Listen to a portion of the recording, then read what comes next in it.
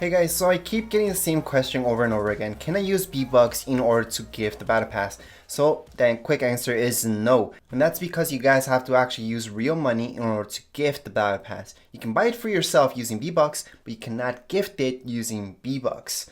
So I've done many battle pass giveaways and that's how I know. So no matter if you guys are on Xbox or PlayStation, it's the same thing. The process might be a little bit different in your PlayStation and your Xbox, but at the end of the day, you're still using real money in order to gift the battle pass. So I am sorry, there's really no way around this. That's the only way you guys can gift out a battle pass. And that's just the way that Epic made it. There's nothing really we can do at this point in time. Anyways, that would be it for this video. If you guys have any comments, questions, you guys can write down here in the comments area. Don't forget to subscribe and rate. Thank you.